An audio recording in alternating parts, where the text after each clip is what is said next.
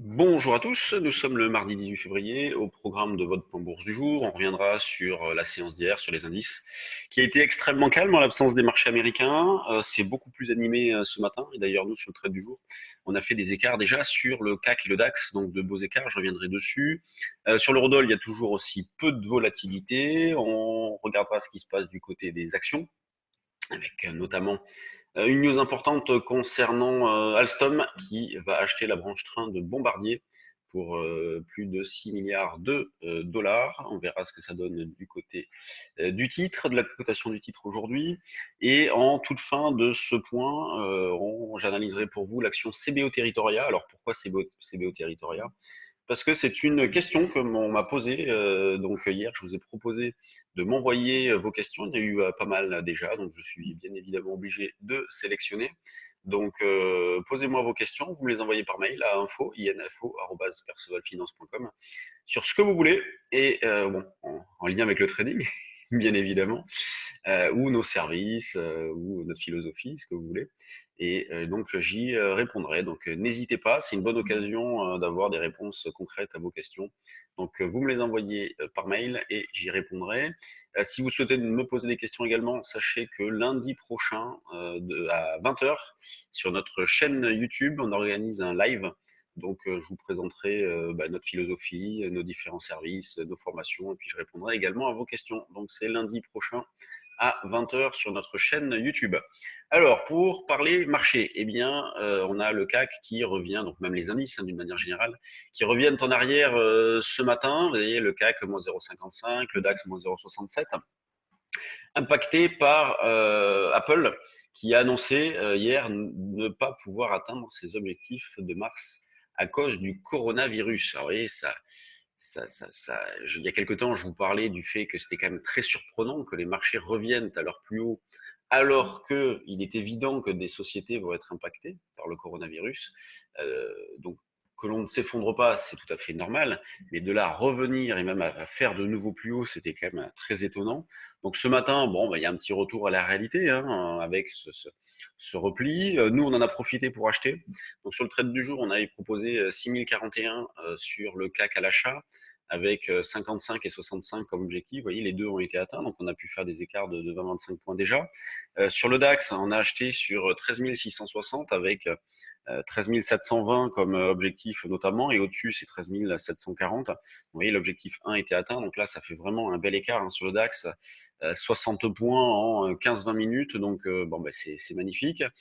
On continue donc de travailler avec un billet haussier, considérant que les marchés résistent bien et conservent de fortes probabilités de rebond. Donc pour l'instant, ils ne se sont pas suffisamment fragilisés pour déclencher un mini effet systémique à la vente. Donc on continue de travailler à l'achat. Là, si jamais on faisait un double appui sur la zone des 40-45, eh ben, ça se tente, hein, ça se joue, dans l'idée de reviser par exemple le petit niveau 60-65 jusqu'à 70. Moi, sur des achats que j'ai réalisés ce matin, je suis placé jusqu'à 83. Donc c'est vraiment des niveaux éloignés, mais je continue de travailler. Alors ça, c'est notamment sur des synthétiques, vous voyez, où je travaille vendeur sur le futur, mais parce que je suis structurellement acheteur via des calls. Sinon, en intraday pur, 40-45 à l'achat pour viser 60-65. N'hésitez pas à prendre l'écart. Sur le DAX, on se retrouverait dans la même situation avec une zone d'achat sur 650-60 pour viser un retour sur les 720. Pendant ce temps-là, l'eurodoll, lui, comme je disais tout à l'heure, hein, fait pas grand-chose. On a une volatilité implicite proche de 4. Vous voyez, c'est extrêmement bas. Il n'y a vraiment aucun mouvement en intraday, même des rebonds de 20, 25, 30 pips, nous ne les avons pas. Donc c'est assez frustrant. Donc on continue de toute façon de travailler dans le même esprit, vente sur rebond, un 0,860, 70 zone de vente. Il y a quelques temps et dans un point précédent, je vous avais proposé d'acheter éventuellement des calls ou des turbo calls. Ça reste toujours d'actualité. Alors c'est sûr que c'est une anticipation, hein, l'anticipation d'une reprise. Pour l'instant, il n'y a pas de signal, il n'y a rien, ça reste plombé. Mais ça peut faciliter le travail de vente sur des rebonds. Vous voyez, psychologiquement, ça peut vous libérer.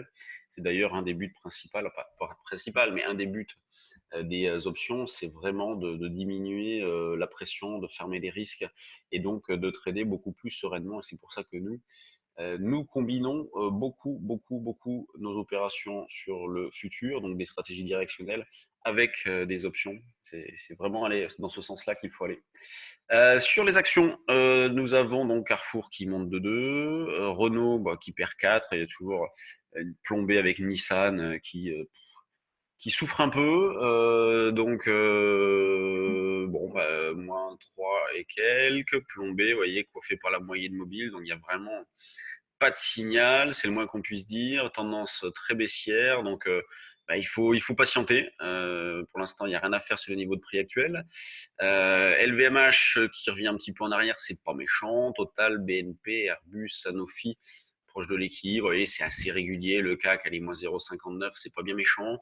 Le volume de 159 millions, c'est conforme à ce qu'on a ces derniers temps. Vous voyez, on a un petit gap ce matin sur le CAC, qui a été comblé depuis. Mais on a ouvert avec un petit gap, donc une petite pression. Euh, mais bon, pour l'instant, on reste loin de niveau d'alerte. Vous voyez, il faudrait au moins passer peut-être sous la zone 5990, 6000 pour envisager un petit quelque chose. Mais les niveaux de retournement, eux, sont bien évidemment beaucoup plus éloignés. Sur les valeurs, donc dans les screeners volume, qu'est-ce qu'on retrouve ce matin? Il y a Avenir Télécom, Transgène, Biomérieux, Thermador.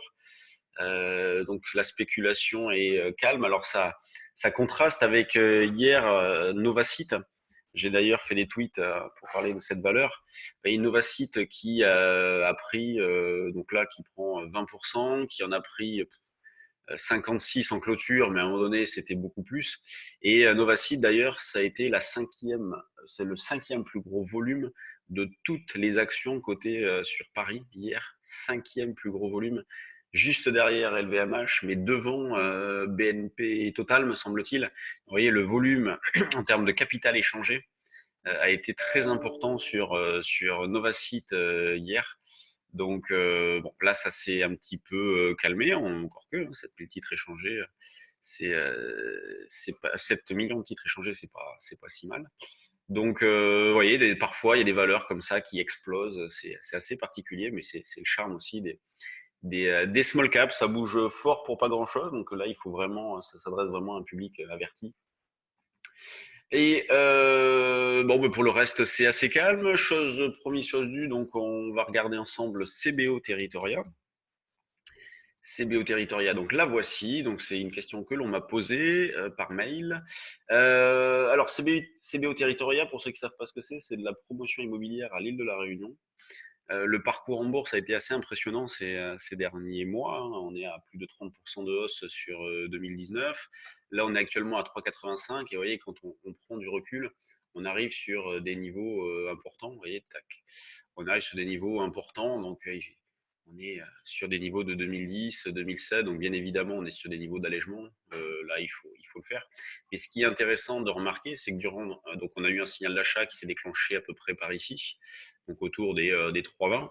Et ce qui est intéressant, c'est que durant toute la phase de hausse, on est resté en situation de ce qu'on appelle de contre-signal. Donc, on n'a pas de signal de vente qui s'est déclenché durant toute cette phase-là. Donc, ce qui est intéressant, c'est au moins sur un solde de position. Alors, bien évidemment, hein, sur une partie de la position, vous avez dû alléger. Mais sur un solde de position, vous avez pu le laisser porter tant qu'il n'y a pas d'infirmation de cette position-là. Donc, pour l'instant, on est toujours dans le même cas de figure avec une tendance de fond qui est haussière, un gros point d'interrogation quant au potentiel dans la mesure où on arrive sur des résistances assez importantes. Mais pour l'instant, on peut largement laisser porter, il n'y a pas de souci. Et en cas de retracement un petit peu marqué, pourquoi pas surveiller cette zone de 3,40, 3,50 pour acheter sur repli. Ça serait dans une autre philosophie, hein, vous voyez, c'est pas dans un achat, à dire, dans la tendance, mais plus un achat sur un repli pour optimiser le niveau d'entrée. Bon, j'espère que cette nouvelle formule du point bourse vous plaît, avec donc la possibilité que vous puissiez me poser des questions. En tout cas, je vais essayer d'aller dans ce sens-là. Merci de m'encourager hein, en likant les vidéos, ça fait toujours plaisir, ça améliore le référencement pour améliorer notre visibilité aussi. Donc, on compte sur vous. Et rendez-vous lundi pour un live YouTube, donc à 20 h. Sur ce, bonne séance et à demain.